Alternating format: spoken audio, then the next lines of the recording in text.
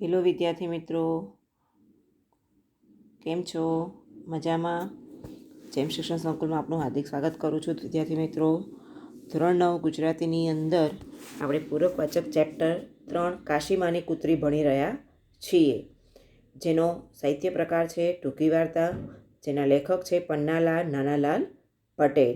આપણે જોયું હતું કે કાશીમાં બપોરના સમયે પોતાની બંને દીકરાની વહુને ખવડાવીને ઘરે આવે છે અને પછી રિસેસના સમયે એના પૌત્રો ઘરે આવે છે તો એને પણ મોટી મોટી ધાણી આપીને સ્કૂલ ભેગા કરી દે છે. અને પછી એકલા હોવાના કારણે વિચારે છે કે લાય 12 મહિના માટે જે ગોળ આણેલો છે એટલે કે લાવેલા છીએ એને ઠેકાણે કરી દો. દુકાળનો સમય હોવાના કારણે જે 12 મહિનાનો ગોળ 2.5 થી 3 મણ લાવતા હતા એ અડધો મણ જ લાવ્યા હતા. અને આ અડધો મણ ગોળ આખું વર્ષ એમને ચલાવવાનું હતું. એ ભરવાની તૈયારી કરતા હતા ત્યાં જ કાબરી કૂતરી એના ઘરના ચોપાડ પર આવીને બેસી જાય છે. એટલે કાશીમાં એ કૂતરીને શું કહે છે કે અહીંયાથી જતી રહે, અને જો નહીં જા અને ઉમરું ઓળંગીને જો અંદર આવી તો તારું માથું ફોડી નાખીશ. પણ કૂતરી કંઈ હલતી નથી. ધીમે ધીમે ધીમે કરતી એ ઉમરા સુધી આવી જાય છે. કાશીમાં એને ધમકાવે છે, એને દૂર જવા કહે છે, પણ શું કહે છે લેખકે અહીંયા બહુ સરસ રીતે લખ્યું છે કે જો કૂતરી બોલતી હોત તો એ કાશીમાને વળતો જવાબ આપી દેત. શું વળતો જવાબ આપત? કે તમે મને ઉમરાની અંદર આવવાની ના પાડી છે, ઉમરાની બાજુમાં બેસવાની કંઈ મને ના પાડી છે નહીં. એટલે એ કૂતરું ધીમે ધીમે 4 પગે ચાલતા ચાલતા ક્યાં આવી જાય છે? ઉમરાની પાસે આવીને બેસી જાય છે. અને કાશીમાં કંતાનની અંદર ગોળ ભાંગીને ભરવાની તૈયારીઓ કરવા લાગે છે. અને કૂતરીની સાથે વાત કરતાં કરતાં કહે છે કે કાલે મેં તને બટકું રોટલો આપ્યો હતો, ત્યાં મારા ભણેલા દીકરાએ શું કહ્યું હતું તે સાંભળ્યું હતું ને, એટલે તું અહીંયાથી જતી રહે. એમ કરીને એ પોતાનું કામ કરતાં કરતાં કૂતરી સાથે વાતો કરે છે. આપણે ત્યાં સુધી ભણ્યા હતા વિદ્યાર્થી મિત્રો, બરાબર ને? ચલો હવે તમારા ચોપડીના પેજ નંબર 167 ઉપરનો પહેલો પેરેગ્રાફ આપણે આજે ભણવા જઈ રહ્યા છીએ. આ સાથે કાશીમાને મહિના પર બનેલો આ પ્રસંગ યાદ આવ્યો. 2 કોળિયા ભૂખ્યા રહીને કાશીમાએ કાબરીને કટકો રોટલો નેવ આગળ નાખ્યો ત્યાં કેમ ઉપરથી પાછો ફરતો ભણેલો જોઈ ગયો. માને એ કહ્યા વગર રહી શક્યો નહીં. એટલે કે કૂતરી સાથે વાત કરતાં કરતાં એને 2 મહિના પહેલાં એના જીવનમાં જે ઘટના બની હતી એ એને યાદ આવી, અને પોતે 2 કોળિયા ઓછું ખાધું અને ભૂખ્યા રહ્યા, અને એ રોટલો એને કોણે આપ્યો? કૂતરીને આપ્યો. પોતાના ઘરના જે નેવું છે ત્યાં એને રોટલો નાખ્યો. નેવું એટલે કે જે તમારા ઘરની છત હોય એ છતની જે ધાર જ્યાં પડતી હોય એને નેવું કહેવાય. એ નેવા પાસે ઊભેલી કૂતરીને એને રોટલો નાખ્યો, અને ત્યાં જ પેલો ભણેલો દીકરો આવ્યો અને એ જોઈ ગયો. અને એ દીકરો બોલ્યા વગર કંઈ રહ્યો નહીં. શું બોલ્યો? એટલો રોટલો કોઈ મનેખને આપ્યો હોત તો કેવું માં? કૂતરા તો ઇધર ઉધર શિકાર કરીને જીવી શકે. શું કહે છે એનો ભણેલો દીકરો? શું બોલ્યો? આટલો રોટલો કોઈ માણસને આપ્યું હોત તો સારું થાત. કૂતરા તો અહીંયા ત્યાં ગમે ત્યાં આટા ફેરા મારીને રખડીને પોતાનું પેટ ભરી લે, પણ બધા માણસો કાંઈ સરખા હોય નહીં. બધા માણસો કાંઈ ભીખ માંગીને કાંઈ પોતાના પેટ ભરતા હોતા નથી. કોઈ ગુનો કર્યો હોય તેમ કાશીમાનું મોં પડી ગયું. એટલે કે પોતાના દીકરાએ એને ટોક્યો એ કાશીમાને ગમ્યું નહીં, અને ના ગમવાના કારણે કાશીમાનું મોં પડી ગયું. એટલે કે કાશીમા ઉદાસ થઈ ગયા. દીકરા આગળ બચાવ કર્યો તે પણ લૂલા મને. શું કહે છે? દીકરા આગળ પોતે બચાવ કરી રહ્યા હતા. લૂલા મને એટલે કે ભાંગી ગયેલા મન સાથે એ દીકરાની સામે બચાવ કરતા હતા. શું કર્યું? કરું ભાઈ, જન્મારાની ટેવ છે ને, તે કૂતરાને બટકું નાખ્યા વગર હેરો નથી વળતો. શું કહે છે? ખરું ભાઈ, તું સાચું કહે છે કે આ રોટલો મેં કોઈ માણસને આપ્યો હોત તો માણસનું પેટ ભરાત, પણ આ જન્મારાની એટલે કે આ જન્મની મને આ ટેવ પડી ગઈ છે. શું? કૂતરાને બટકું રોટલો નાખવાની. અને જો બટકું રોટલો ના આપું તો એ રોટલો આપ્યા વગર મારા મનને, મારા જીવને ચેન પડતો નથી. કાબરી મૂળે કાશીમાની કૂતરી હતી. એ ગલુડિયું હતી ત્યારે કાશીમાએ ફળીના છોકરાને કહી દીધું હતું કે આ ગલુડિયું મારું છે, છોરા. શું કહે છે? કાબરી મૂળમાં શું હતી? કાશીમાની જ કૂતરી હતી. કેમ? કારણ કે એની માએ એને જ્યારે જન્મ આપ્યો અને નાનું ગલુડિયું હતું ત્યારથી જ કાશીમાએ ફળિયાના છોકરાઓને શું કહી દીધું હતું? આ ગલુડિયું મારું છે, છોરા એટલે છોકરા. ને ત્યાર પછી ફળીના મઝિયારી કાબરી જોડે કાશીમાનું નામ જોડાઈ ગયેલું. શું કહે છે? ત્યારથી ફળિયામાં આ કાબરી કૂતરી સાથે કાશીમાનું નામ જોડાઈ ગયું. કાશીમાની કાબરી. શું નામ જોડાઈ ગયું? કાશીમાની કાબરી. આપણા ચેપ્ટરનું નામ શું છે વિદ્યાર્થી મિત્રો? કાશીમાની કાબરી. કાબરીની પહેલી સુવાવડ વખતે કાશીમાએ ફળીના છોકરાને તુક્કો પણ સુજાડેલો. શું કહે છે? કાબરીની પહેલી સુવાવડ એટલે કે કાબરી જ્યારે પોતાના બચ્ચાને જન્મ આપવાની હતી એ વખતે કાશીમાએ ફળિયાના છોકરાઓને તુક્કો એટલે કે એક યોજના બતાવી. જાઓ છોકરાઓ, ફળીમાંથી ચપટી ચપટી લોટ ને કાકરી ગોળ લઈ આવો. આ વાટકી લેતા જાઓ તો આંગળી આંગળી ઘી આપશે. આપણે કાબરી માટે શીરો બનાવીશું. શું યોજના કરી? ફળિયામાં જેટલા પણ ઘર રહે છે એ બધા જ ઘરના વ્યક્તિઓ પાસે જાઓ અને શું માગો? ચપટી ચપટી લોટ અને એક કાકરી ગોળ અને જોડે વાટકો લેતા જાઓ. જો કોઈને ઈચ્છા પડે તો તમને થોડું ઘણું ઘી પણ આપી દે. એટલે કાબરીને સુવાવડ આવી છે તો આપણે એને શું ખવડાવીશું? શીરો ખવડાવીશું. કાશીમાને ખબર ન પડી કઈ ઘડીએ કાબરી ઉંબરું ઓળંગીને કમાડ સાથે લપાતીક બેસી ગઈ.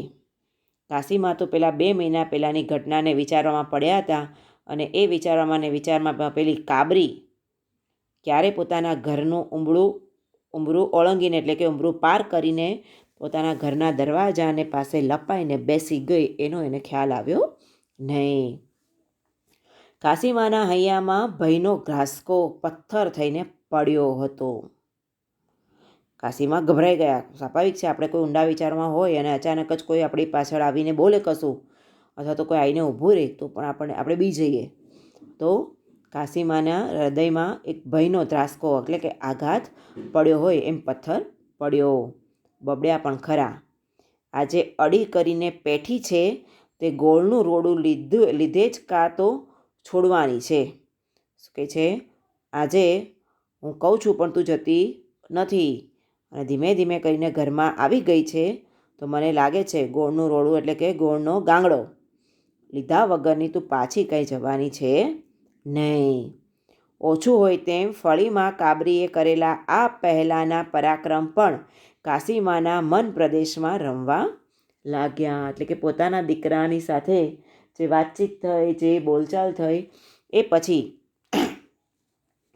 પેલા કાશીમાની કૂતરીએ ફળિયામાં જે પરાક્રમો કર્યા હોય એ પણ મન પ્રદેશ એટલે કે એના મનમાં એ વિચારો રમવા લાગ્યા. શરૂમાં તો કાશીમાં કાબરીના આ પરાક્રમમાં પ્રણેતા નહીં તો સાક્ષી તો રહ્યા જ હતા. શું કહે છે? શરૂઆતમાં કાશીમાં કાબરીના પરાક્રમમાં પ્રણેતા એટલે કે પ્રેરણા આપનાર નહીં પણ એના પરાક્રમમાં સાક્ષી પૂરનાર તો રહ્યા જ હતા. એક બપોરે દોલાભાઈના કમાડ નીચે માણસ જેમ આંગળા નાખે તેમ પગ નાખીને કાબરીએ અંદરનો ઉલાળો ઊંચો કરીને કમાડ ઉગાડ્યા હતા. શું કહે છે? એક બપોરે બાજુના મકાનમાં જે દોલાભાઈ રહેતા હતા એ સૂતા હતા. એ સમયે માણસ જેમ આંગળીઓ નાખીને અંદરથી દરવાજાનો આકડિયો ખોલે એમ કાબરીએ શું કર્યું હતું? પોતાના પગ નાખીને દરવાજો ખોલી નાખ્યો હતો. એ જોઈને તો કાશીમાએ જાણે અજાણે કાબરી માટે વાહ કર્યું હતું. તો મોંઘી બહેનનું ઘી ખાધું એ વખતે નવાઈના બુરખા નીચે અભિમાન છુપાવતા કાશીમાએ કહ્યું હતું, આ કૂતરાની જાતને શી ખબર પડી કે ઘંટી તાણતા મોંઘીબેન ઊંઘે છે, તો લાવ ઘરમાં પેસી જાઉં. શું કહે છે? એક વખત મોંઘીબેનના ઘરમાં જઈને કાબરી શું ખાઈ ગઈ હતી? ઘી ખાઈ ગઈ હતી. તો કાબરીનો પક્ષ લેતા લેતા નવાઈનો એટલે કે આશ્ચર્યનું જાણે ઘૂંઘટો તાણીને અભિમાનમાં શું કહે છે, કૂતરીને ક્યાં એવી ખબર પડે કે મોંઘી બેન ઘંટીમાં દેણું દળતા દળતા સૂઈ રહ્યા છે, એવી કાંઈ કૂતરીને ખબર પડે નહીં. અને તમે કૂતરીનો વાંક કાઢો છો અને કહો છો કે કૂતરી અંદર આવીને ઘી ખાઈ ગઈ, તો એવું કાંઈ કૂતરીને ખબર પડે નહીં, એ તો માણસને જ ખબર પડે. આવે વખતે કાશીમાં કૂતરીનો બચાવ કરતા આડકતરી રીતે ફળીવાળાને કહેતા પણ હતા. એટલે કે ગમે તે રીતે પોતાની કાબરી કૂતરીનો શું કરી લેતા હતા, એ બચાવ કરી લેતા હતા.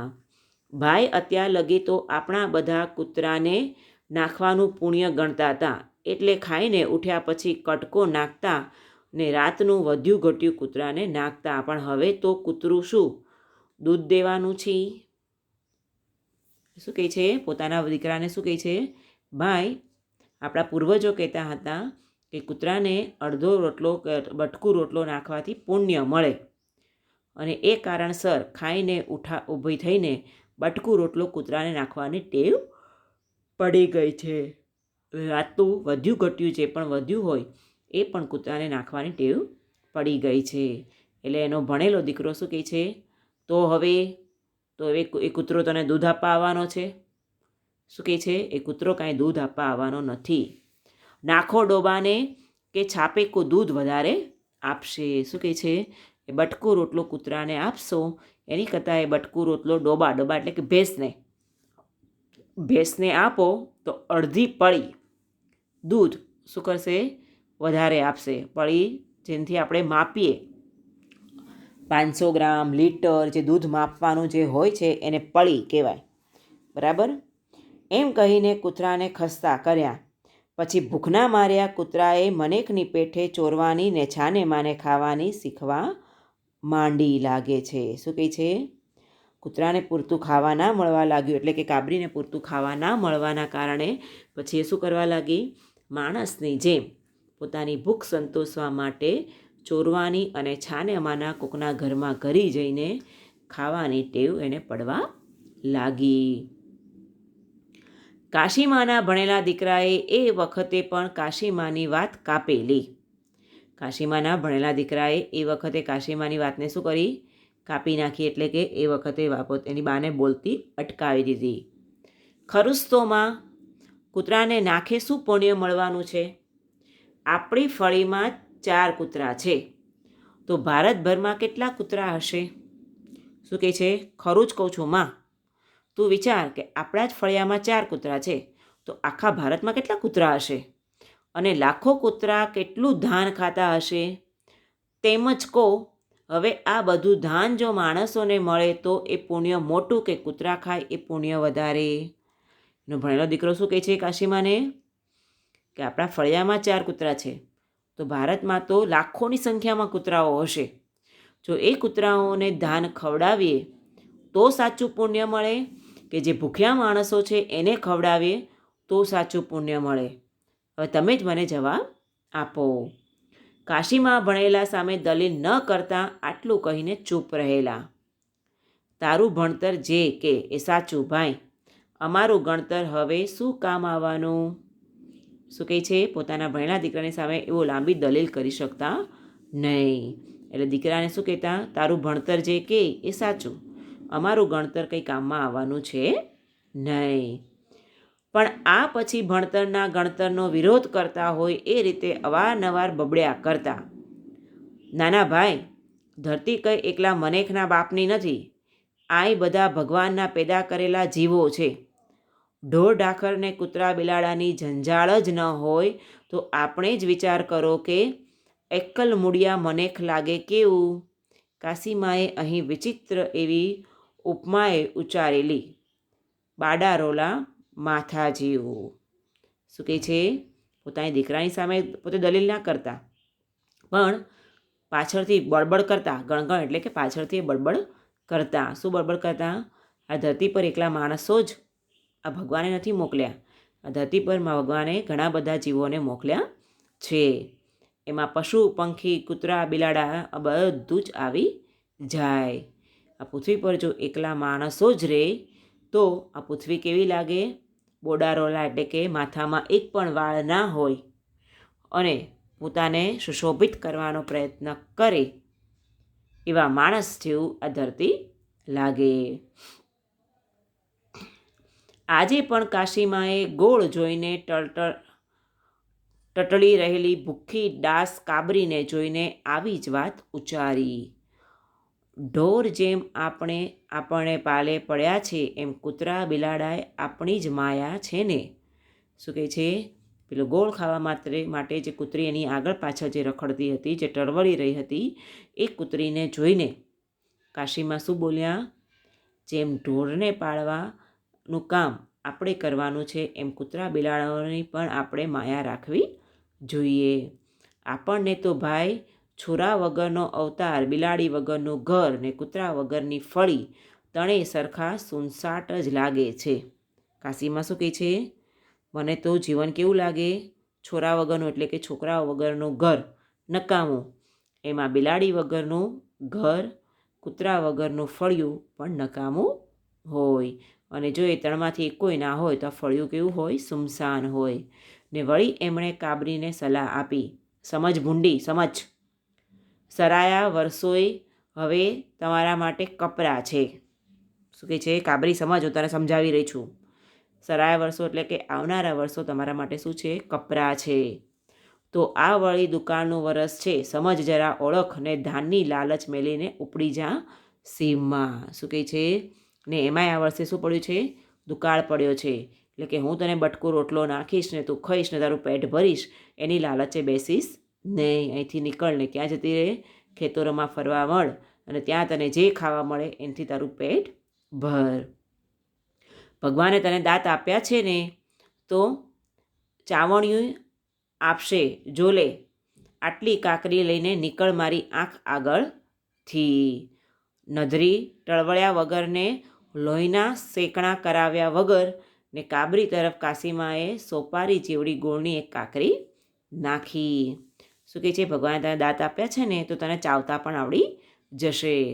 ખેતરોમાં રખડ ને તને જે ખાવા મળે એનાથી પેટ ભર. આટલી કાકરી એવો ગોળ, સોપારી જેટલી કાકરી જેટલો ગોળ નાખું છું, તો અહીંથી ચૂપચાપ નીકળી જા. અહીંયા જો ટળવ્યા કરીશ તો હું મારીશ તો લોહીની શેડો ફૂલશે, એની કરતાં તું અહીંથી નીકળી જા. નાખ્યા પછી કાશીમાએ કાબરી કૂતરીને ગોળ નાખ્યા પછી કૂતરી ત્યાંથી ખસે છે કે નથી ખસતી, કે પછી ખરેખર કાશીમાના હાથનો માર ખાઈને જ જપે છે, એના વિશે વિદ્યાર્થી મિત્રો આપણે આગળના વિડીયોમાં ભણીશું. Thank you.